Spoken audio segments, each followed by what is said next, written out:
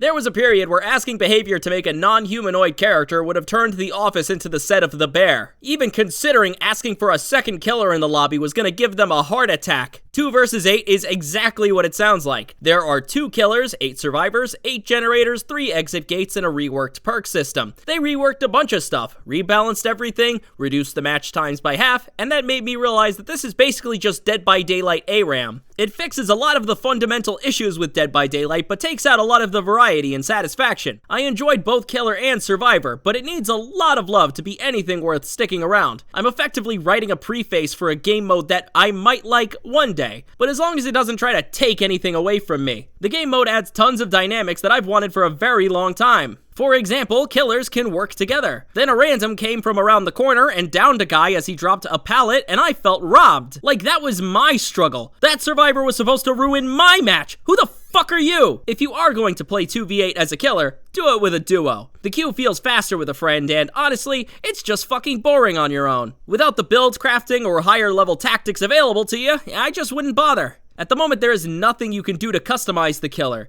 If you're gonna play it, it's for stuff like this. Come here, I want to talk to this. I got this Steve over here, and I want us to talk. Alright, on the count of 3, ready? 1, 2, 3. There are only 5 killers available in the mode, at least in this iteration of it. Trapper, Wraith, Hillbilly, Huntress, and Nurse. 5 killers that people are pretty bored of right now. That's why the thumbnail doesn't include any of them. I assume they went with these since everyone owns them, and they wouldn't need to figure out how certain killers' status effects intertwine with each other, or what happens when an alien turret sets Chucky on fire. The goal of the game is the same as it has always been. You have to catch the survivors before they repair the generators and escape. But there's 8 generators to defend, and you don't hook survivors. You gotta leave the old people behind. When you down someone, instead of escorting them to a hook, you do this. Peter, we've had complaints from all over town. You're gonna have to stop with the kicking. Oh, yeah? I think my scary, otherworldly, shadowy spirit friends might have something to say about that.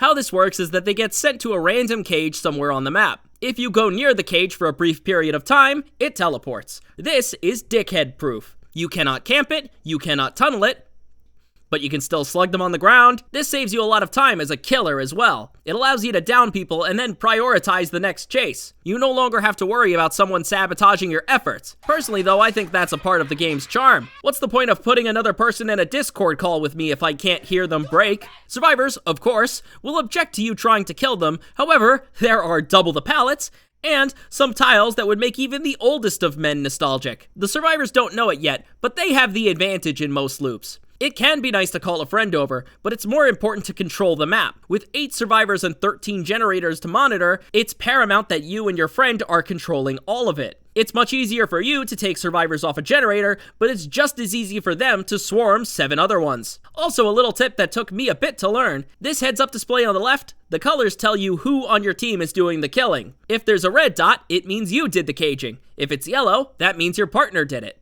This is my way of giving you the right information to flame your teammate. Each survivor still has 3 states, so you can finish them for good, but due to the nature of the cages and how they move around, it's hard to focus one down. There's this fulcrum in your average game of Dead by Daylight where the survivors are so preoccupied trying to unhook or heal that they can never get the momentum back to doing generators again. In this mode, that basically doesn't exist, because the survivors have so many people to heal them, meaning the ebb and flow is totally different. You want to generally cause as much chaos as possible in a broader sense, instead of surgically picking your targets. Trapper was my favorite of the entire game mode. It alleviates the Trapper's biggest flaw. With a second killer on the field to provide pressure, you can play your traps. Not to mention that each trap has twice the amount of people who can step in them. I am grass-pilled, by the way. People know to check pallets and windows for traps, but the moment they step on a trap in the grass, that's when you put the fear of God in them. It'll be all they can think about. Sure, it might not be that grass patch, but it could be the next one. Are you looking where you're going? Are you sure you're safe? I haven't made a Trapper guide, but I like the corners of loops and grassy parts obscured between 2 trees. You're going to be weak at the start of the trial, but it really is worth it to set up this network of traps. It'll make the other half of the match this satisfying crunch of ankles and keyboards. Killers have also had their perks removed and replaced with something called skills. I'm not personally a big fan of everyone saying that this is a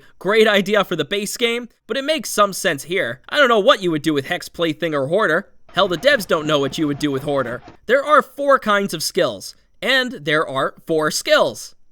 There are 4 perks. At the moment, everyone's kit is locked in, so I have to assume they'll figure out the new ones as time goes on. There's a teamwork skill that is specifically there to encourage you to work with your partner. For example, Trapper places down his traps faster, and that gives a speed boost to himself and the other killer. Then you have your innate skill, which is your ARAM rework. This swaps the numbers on your power, increases it in most places, and lessens it in others. You even get some new bugs. Naughty Bear can't pick up his traps unless his paw connects directly with it, and I just want you to look at this for a second! Lastly, there's the 2 broader killer skills. I imagine in the next version these will be all-purpose perks that can be equipped on anyone, while teamwork and innate perks will be specific to who you're playing. Currently, the 2 killer skills do the following. One reveals the survivors you detect to your partner, allowing them to follow up on your chase. The other one reveals survivors when you kick a generator, and then it regresses at double speed. That's Nowhere to Hide and Call of Brine in one perk, and you didn't even need to get it to fucking tier 3. Huntress was, in my experience, the most popular killer. If I wasn't Huntress, my partner almost certainly was. A nice double additive for the already long queues, but fuck it, I gotta burn those Trailblazer points somehow. Her hatchets allow her to act at range, and down survivors, as well as play past the loops. Nurse can fill the same role as a self-sufficient fragger, but it's a bit more hit and miss. The other downside is that the Huntress is always humming. It has a massive radius, so I hope you're okay with listening to her pop jam until the fucking game ends. The other fragger is Nurse. A killer that breaks every rule. She was made as a quick panic solution to the infinite loops that the game had in its infancy, and then they just shrugged their shoulders and decided to leave her like that. In case you aren't familiar, the Nurse has a very high skill floor, but also a very high skill ceiling. You move slower than a survivor at a base speed, so you need to rely on your blinks to cross the map. These teleport through walls, so you just need to predict where the survivor is and blink to that exact spot. And now I could show that I actually can play the Nurse and just choose not to. In my experience, she's a bit easier in 2v8 because she is, at heart, a jungler. Plus, you have 2 perks that reveal the survivor's aura, so you don't even need to think that hard.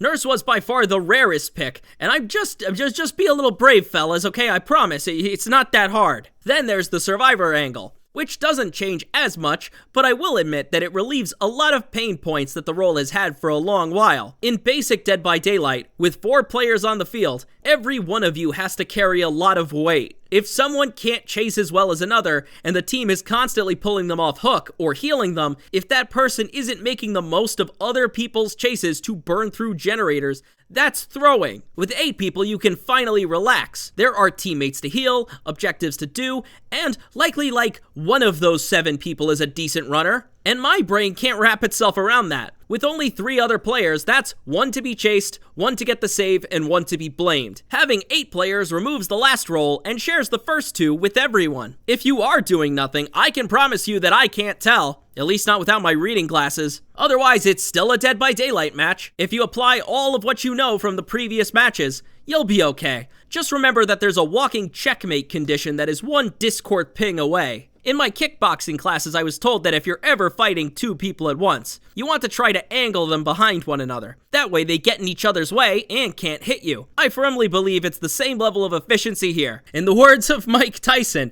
everyone has a plan until the Wraith body blocks the window. If the other guy shows up, you're done for. But at least you can try it. By having 2 killers side by side, the best you can hope for is an extra second. And if it truly is hopeless, don't even drop the pallet. Leave it for someone with more luck than you. Survivors get classes. These are selectable roles that give you certain perks to further a specific goal. For example, the Escapist gets a sprint burst and gives it to everyone near them, alongside seeing the auras of pallets. While the Medic can find the auras of injured survivors and heal them faster, the Guide can see generator auras and reveal them to the team, and the Scout can give the team the Killer's aura by spotting them. Yes, every class does show an aura, meaning playing 8 survivors is a total heads-up display overload. And with all that information, the scare factor is totally gone. It's implied that, just like the killer role, we'll be able to mix and match these with future iterations of the game mode. Hopefully we get some of the newer perks like Chemical Trap or Champion of Light. Though, honestly, I'm still not even sold on the mode, even after that gets added. I really hope that this stays as a separate game mode on its own and doesn't replace any of the main game's ideas.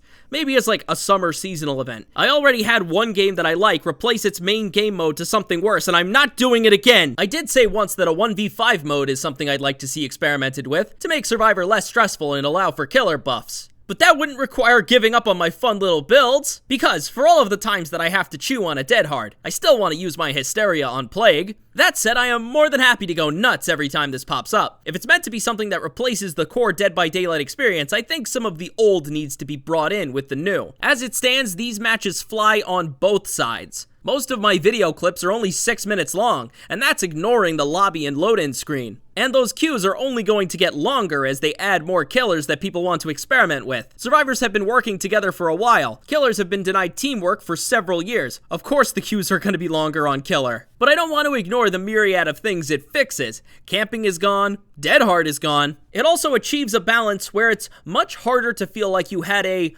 bad game. In most of my matches, at least one survivor lived, and at least one survivor died. It was hard to run into pure abject failure. Yeah, you might have gotten killed, but almost certainly one of your friends is going to get the hatch. Instead of one hatch, you get 3 hatches in multiple places, and 3 gates. So I'll see you in a year. Behavior has learned a lot.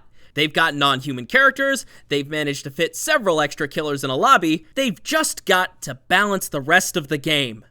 I need fucking hands here! Someone give me the spaghetti code! I need the fucking— Hey, thanks for watching. If you're reading this around the time I posted it, I just wanted to let you guys know I'll be streaming the Castlevania chapter on Twitch when it drops. Link to that in the description. Also, I'd like to shout out the people on Patreon who made this video possible. I would especially like to thank Sierop, Pyrozine, Sparkbolt120, Sturmfetter, Mini McNugget, Mario Fan 997, Anthony R. Chambers, Ethan A., and My Reed. Thank you so much for watching, and I'll see you guys in the next video.